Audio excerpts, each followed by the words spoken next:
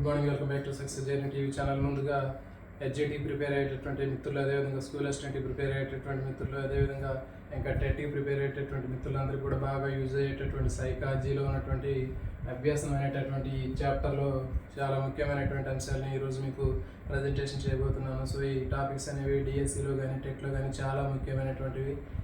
ఖచ్చితంగా ఈ టాపిక్స్ నుంచి ఎక్కువగా బిట్లాడడానికి అవకాశం ఉంటుంది. సో కాబట్టి అభ్యాసం అనేది చాలా ఇంపార్టెంట్ చాప్టర్. దీనికి సంబంధించినటువంటి మొత్తం కూడా మీ అందరికీ కూడా జనరలైజేషన్ చేసి ఈజీగా గుర్తుండేటటువంటి కోడ్స్, అదేవిధంగా జనరలైజేషన్ చేసినటువంటి మనకి తెలిసినటువంటి ఎగ్జాంపుల్స్ తోటి దీన్ని మీకు ఎక్స్ప్లెయిన్ చేయడం జరుగుతుంది. సో కాబట్టి మిత్రులందరూ ఎవరైతే ఫస్ట్ టైం ఛానల్ చూస్తున్నారో ఛానల్ని సబ్స్క్రైబ్ చేయండి, అదేవిధంగా వీడియోని లైక్ చేయండి, షేర్ చేయండి, కామెంట్ చేయండి.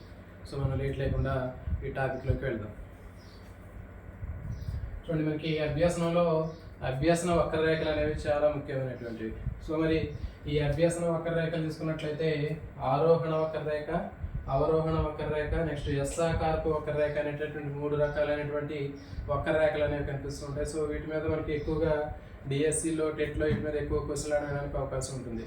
ఓకే, సో మరి ఆరోహణ వక్రరేఖ ఏ ఆకారంలో ఉంటుంది, అవరోహణ వక్రరేఖ ఏ ఆకారంలో ఉంటుంది, ఎస్సాకారపు వక్రరేఖ ఏ ఆకారంలో ఉంటుంది, అదేవిధంగా కాలంతో దేనికి దక్షత పెరుగుతుంది, కాలంతో పాటు ఏ వక్రరేఖ దక్షత అనేది తగ్గుతుంది అనేటటువంటిది మనకి ఇది చాలా చాలా ఇంపార్టెంట్ టాపిక్స్. సో కాబట్టి ఇవన్నీ మీరు ఏది కుంభాకారంగా ఉంటుంది, ఏది పుటాకారంగా ఉంటుంది అనేటటువంటి క్వశ్చన్ కూడా ఎక్కువగా అడగడానికి అవకాశం ఉంటుంది. సో కాబట్టి ఇప్పుడు మనం వాటి గురించి చూద్దాం.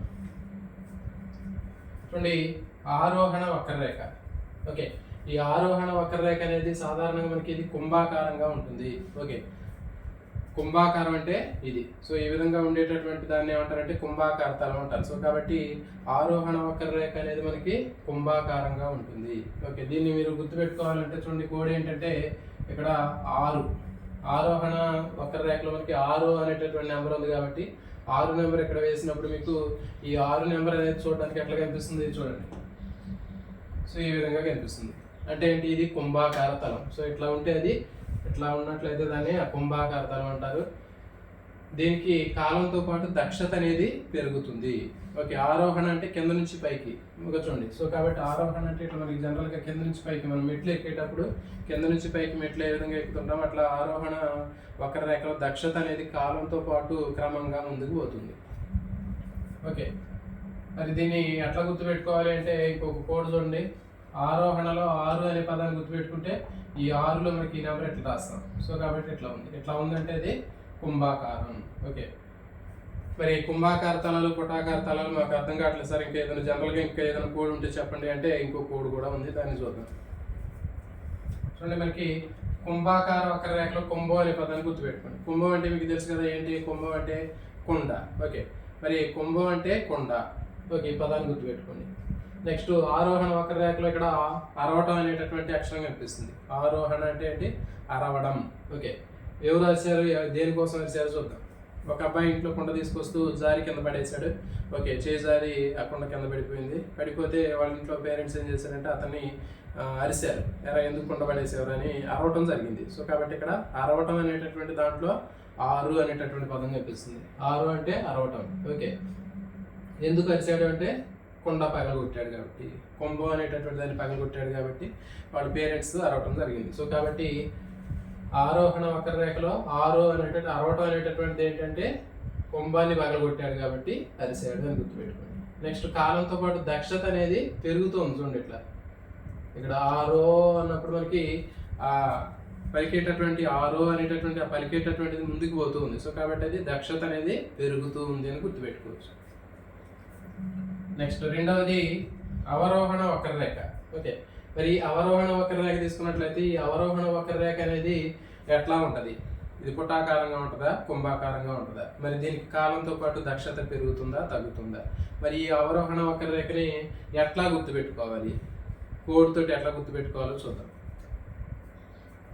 చూడండి, అవరోహణ వక్రరేఖలో మనకి ఈ 2 అక్షరాలు గుర్తుపెట్టుకోండి.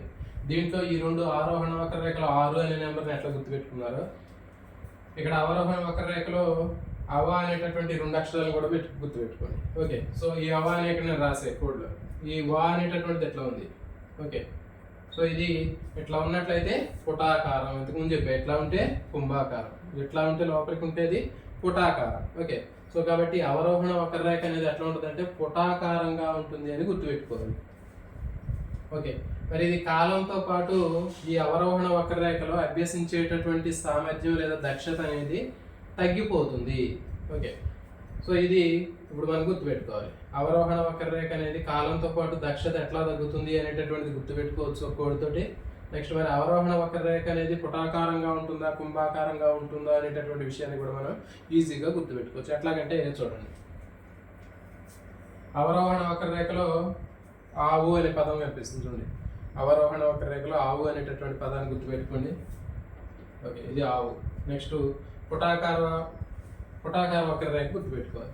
సో మరి ఈ పుటాకారంగా ఉండేటటువంటి వక్రరేఖను తీసుకున్నట్లయితే ఈ పుటాకారం అనేటటువంటి దాంట్లో పూట అనేటటువంటిది ఉంది. అంటే ఏంటి, ఒక పూట రెండు పూటలు అని గుర్తుపెట్టుకుని మనకి పూటలు అని వాడతాం. ఓకే, ఇక్కడ ఆవు పూట అంటే ఆవు సాధారణంగా పాలు ఎప్పుడు ఇస్తుంది, ఒక పూట కానీ రెండు పూటలు కానీ ఇస్తుంది, లేకపోతే ఉదయం పూట కానీ సాయంత్రం పూట కానీ ఇస్తుంది. సో కాబట్టి అక్కడ ఆవు అనేటటువంటి పదమైన కానీ మనకి ఒక పూట రెండు పూటలు, లేకపోతే ఉదయం పూట సాయంత్రం పూట అని గుర్తుపెట్టుకుంటే మనకి అవరోహణ వక్రరేఖ అనేది పుటాకారంగా ఉంటుందని ఈజీగా గుర్తుపెట్టుకోవచ్చు. ఓకే, ఆవు ఇచ్చేటటువంటి పాలు అనేది ఒక పూట కానీ రెండు పూటలు కానీ ఇస్తుంది, లేకపోతే ఉదయం పూట కానీ సాయంత్రం పూట కానీ ఇస్తుంది. కాబట్టి ఇక్కడ అవరోహణ వక్రరేఖలో ఆవు అనేటటువంటి ఈ పదానికి ఒక పూట రెండు పూటలు అనేటటువంటి పదాన్ని గుర్తుపెట్టుకోండి. నెక్స్ట్ మరి కాలంతో పాటు దక్షత తగ్గుతుంది అని ఎట్లా చెప్పవచ్చు అంటే చూడండి, అవరోహణ వక్రరేఖలో కాలంతో పాటు దక్షత ఏమైంది, పెరిగిద్దా తగ్గిద్దా అంటే తగ్గిద్ది. ఎట్లా చెప్పవచ్చు అంటే దీనికి కూడా కోడ్ ఉంది. ఇప్పుడు అవరోహణ అనేటటువంటి దాంట్లో ఆవు అనే పదాన్ని గుర్తుపెట్టుకొని దక్షత తగ్గుతుంది అనేది గుర్తుపెట్టుకోవాలి. ఎట్లా అంటే ఆవు ఏం చేస్తుంది, పాలు ఇస్తుంది అని చెప్పాం. మరి ఆ పాలు ఇచ్చేటటువంటి పాలు అనేవి రోజు రోజుకి ఏమైతే అంటే క్రమంగా తగ్గిపోవడం జరుగుతుంది కదా, అంటే పాలు ఇచ్చేటటువంటి దక్షత అనేది దానికి తగ్గిపోతుంది. సో కాబట్టి పాలు తగ్గిపోయినట్లుగా ఇక్కడ అభ్యాసనం కూడా తగ్గిపోతుంది. అవరోహణ వక్రరేఖలో అభ్యాసనం అనేది క్రమంగా తగ్గిపోతుంది. కానీ ఆరోహణ వక్రరేఖలో ఆరో అని అంటున్నాం. ఓకే, దాన్ని దీర్ఘం తీసి మనకి ఎక్కువగా పలుకుతున్నాం. సో కాబట్టి ఆరోహణ వక్రరేఖలో అభ్యాసనం అనేది ముందుకు పోతుంటే అవరోహణ వక్రరేఖలో ఆవు పాలు తగ్గిపోయినట్లుగా తగ్గిపోవడం జరుగుతుంది. సో ఈ విధంగా మీరు గుర్తుపెట్టుకోవచ్చు. నెక్స్ట్ ఎస్సాకారపు వక్రరేఖ. ఓకే, ఈ అభ్యాసన వక్రరేఖలో మూడవది ఏంటి అంటే ఎస్సాకారపు వక్రరేఖ. దీంట్లో మనకి ఎస్సాకారంలో ఉండే వక్రరేఖ ఎట్లా ఉంటుంది అంటే ఎస్సాకారంలోనే ఉంటుంది. ఓకే, మరి ఎస్సాకారంలో ఉండే ఈ అభ్యాసన వక్రరేఖ అనేది చూడండి, ముందుగా ఇది పుటాకారంగా ఉంటుంది. ఇవి చూడండి, ముందుకు ఇట్లా పుటాకారంగా ఉండి ఆ తర్వాత మళ్ళీ కుంభాకారంగా ఉంటుంది. అప్పుడు ఇది ఎస్సాకారంలోకి రావడం జరుగుతుంది. ఓకే, ఇది కింద నుంచి గీస్తాం. మనం ఎప్పుడైనా గ్రాఫ్ అనేది కింద నుంచి గీస్తాం కాబట్టి ముందు ఇది పుటాకారంగా ఉండి తర్వాత కుంభాకారంగా ఉంటుంది. ఓకే, సో ఇది ఎస్సాకారపు వక్రరేఖ. ఓకే, సో కాబట్టి ఈ విధంగా మనకి అభ్యాసన వక్రరేఖలు అనేవి ఆరోహణ వక్రరేఖ, అవరోహణ వక్రరేఖ, ఎస్సాకారపు వక్రరేఖలు అనేవి మూడు రకాలైనటువంటి వక్రరేఖలు అనేవి కనిపిస్తుంటాయి. సో వీటి మీద మరి బిట్లు అనేవి ఎట్లా ఉంటాయో చూద్దాం. అభ్యాసన వక్రరేఖల్లో ఉన్నటువంటి రకాలు ఎన్ని అంటే మూడు రకాలైనటువంటి వక్రరేఖలు ఉంటాయి. ఆరోహణ వక్రరేఖ, అవరోహణ వక్రరేఖ, నెక్స్ట్ ఎస్సాకారపు వక్రరేఖ. నెక్స్ట్ క్వశ్చన్, ఈ క్రింది వక్రరేఖలో ఏ రేఖలో వక్రరేఖ అనేది కుంభాకారంగా ఉంటుంది? ఏ అభ్యసన వక్రరేఖ కుంభాకారంగా ఉంటుంది అంటే చూడండి, ఆరోహణ వక్రరేఖ. గుర్తుపెట్టుకోవాలి, ఆరోహణ వక్రరేఖ అనేది ఏ ఆకారంలో ఉంటుంది అంటే కుంభాకారంగా ఉంటుంది. ఓకే, చెప్పిన ఇక్కడ అరవటం, కుండ పగిలిపోతే అరవటం అని గుర్తుపెట్టుకోండి.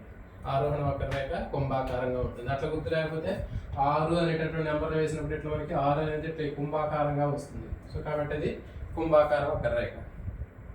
నెక్స్ట్, ఏ అభ్యాసన వక్రరేఖల్లో కాలంతో పాటు దక్షత పెరుగుతుంది? అభ్యసించేటటువంటి దక్షత పెరుగుతుంది అంటే ఆరోహణ వక్రరేఖ. చూడండి, ఇక్కడ దక్షత పెరుగుతుంది. ఆరో అని మనం దీర్ఘం చేస్తున్నాం కాబట్టి దక్షత అనేది క్రమంగా పెరుగుతుంది. నెక్స్ట్, ఈ క్రింది వాటిలో ఏ అభ్యసన వక్రరేఖలో కాలంతో పాటు దక్షత అనేది తగ్గుతుంది అంటే అవరోహణ వక్రరేఖ. ఆవు పాలు క్రమంగా ఇవ్వటం తగ్గిపోతుంది కాబట్టి దాని దక్షత కూడా తగ్గిపోతుంది. నెక్స్ట్, అవరోహణ వక్రరేఖ ఏ ఆకారంలో ఉంటుంది? అవరోహణ వక్రరేఖ ఏ ఆకారంలో ఉంటుందంటే ఆవు అనే పదాన్ని గుర్తుపెట్టుకోండి, పూట అని గుర్తుపెట్టుకోండి. ఆవు పుటాకారంగా ఉంటుంది. అంటే అవరోహణ వక్రరేఖ పుటాకారంగా ఉంటుంది. ఆవు ఒక పూట ఇస్తుంది, 2 పూటలు ఇస్తుంది, ఉదయం పూట ఇస్తుంది, సాయంత్రం పూట ఇస్తుంది. అట్లా గుర్తుపెట్టుకోండి. ఆవు పూట, అవరోహణ వక్రరేఖ పుటాకార ఆకారం. నెక్స్ట్, అట్లా కాకుండా అవరోహణలో ఆ వా అనేటటువంటి దీన్ని గుర్తుపెట్టుకుంటే ఇట్లా కూడా అది పుటాకార ఆకారంలో కనిపిస్తుంది. నెక్స్ట్ ఈ ఎస్సాకారపు వక్రరేఖను చాలా మంది మీరు జనరల్గా గుర్తుపెట్టుకుంటారు. ఇదే ఉంది ఎస్సాకారంలో ఉంటుంది, పుటాకారంగా కుంభాకారం రెండు కలిపితే మనకి ఎస్సాకారం వస్తుంది కదా అనుకుంటారు. సో కానీ ఎగ్జామ్లో అడిగేటటువంటి బిట్ ఏంటంటే మిమ్మల్ని కన్ఫ్యూజ్ చేయడానికి ఎస్సాకారపు వక్రరేఖలో ఈ క్రింది అంశాలు సరైనటువంటి అంశాన్ని గుర్తించండి అని అడుగుతారు. ఓకే, మరి సరైనటువంటి అంశం ఏంటంటే చూడండి, ఇది పుటాకార వక్రరేఖతో ప్రారంభమయ్యి కుంభాకార వక్రరేఖతోటి ముగుస్తుంది ఒకటి. రెండవది, ఇది కుంభాకార వక్రరేఖతో ప్రారంభమయ్యి పుటాకార వక్రరేఖతోటి ముగిస్తుంది. నెక్స్ట్ మూడవది, ఇది పూర్తిగా పుటాకార వక్రరేఖనే కలిగి ఉంటుంది, లేకపోతే పూర్తిగా కుంభాకార వక్రరేఖను కలిగి ఉంటుంది. సో ఇట్లా మనకి ఆప్షన్స్ ఇచ్చి ఈ క్రింది వాటిలో సరైనటువంటి దాన్ని గుర్తించండి అన్నప్పుడు మీరు అప్పుడు కన్ఫ్యూజ్లో పడతారు. సో కాబట్టి గుర్తుపెట్టుకోండి ఏంటి అంటే ఎస్సాకార వక్రరేఖలో ఇటు నుంచి కదా మనం కౌంట్ చేసుకునేది, కింద నుంచి. ఓకే, ముందు పుటాకార వక్రరేఖ, దాని తర్వాత కుంభాకార వక్రరేఖ.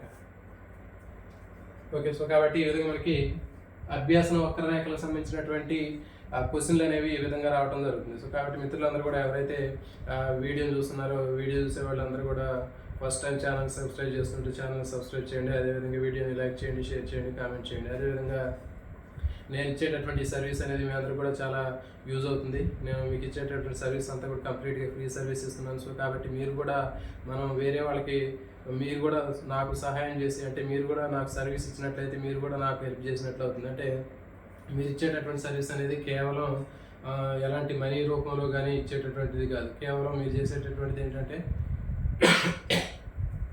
వీడియోని లైక్ చేయండి, తర్వాత ఆ వీడియోని కామెంట్స్ చేయండి, ఇంకా మీ ఫ్రెండ్స్కి షేర్ చేయండి, ఇంకా అవసరమైతే మీకు ఉన్నటువంటి వాట్సాప్లో ఉన్నటువంటి స్టేటస్లో పెట్టండి. మనం రోజు చాలా రకరకాలైనటువంటి వీడియో చూస్తుంటాం, వాటి లైక్ చేస్తుంటాం, కామెంట్ చేస్తుంటాం, తర్వాత ఇంకా వాటిని స్టేటస్లో కూడా పెడుతూ ఉంటాం. సో కాబట్టి మరి మనకు ఉపయోగపడేటటువంటి ఇలాంటి వీడియోల్ని మీరు ఎంకరేజ్ చేసినట్లయితే ఇలాంటి వీడియోస్ అనేవి మరొక 10 మందికి చేరడానికి అవకాశం ఉంటుంది. అంటే యూట్యూబ్ అనేది ఆల్రెడీ మీ అందరికీ కూడా తెలుసు, ఎక్కువ లైక్స్, తర్వాత ఎక్కువ షేర్ చేసేటటువంటి వీడియోని ఎక్కువగా రికమెండేషన్లో పెట్టి ఎక్కువగా దాన్ని సర్క్యులేట్ చేస్తూ ఉంటుంది. సో కాబట్టి నేను చేసేటటువంటి వీడియోలు అన్నీ కూడా కంప్లీట్గా ఎవరికైతే కోచింగ్ వెళ్ళలేనటువంటి మిత్రులు ఉంటారో, అదేవిధంగా యాప్లు పర్చేజ్ చేయలేనటువంటి మిత్రులు ఉంటారో వాళ్ళ కోసం ఉద్దేశించి చేయడం జరుగుతుంది. సో చాలామంది జనరల్గా బయట రకరకాలైనటువంటి కొన్ని వీడియోలు చేసిన తర్వాత వాళ్ళు కొన్ని యాప్లు క్రియేట్ చేసి దాంట్లో మనీ బేస్గా చేసి వాళ్ళు డబ్బులకి పర్చేజ్ చేసి అమ్ముతూ ఉంటారు. సో మరి నేను అలా చేయడం నాకు ఇష్టం లేదు. సో కాబట్టి నేను చేసేటటువంటి ప్రతి ఒక్క కంప్లీట్ వీడియో మొత్తం కూడా ఎలాంటి పర్చేజ్ లేకుండా, ఎలాంటి యాప్ లేకుండా డైరెక్ట్గా మీకు యూట్యూబ్లో పెట్టడం జరుగుతుంది. సో కాబట్టి నేను చేసేటటువంటి వీడియోలు ఏ విధంగా ఉన్నాయనేటటువంటి మీరు నాకు ఫీడ్బ్యాక్ కూడా ఇచ్చినట్లయితే నేను ఎలాంటి వీడియోలు ముందు మరిన్ని చేయడానికి అవకాశం ఉంటుంది.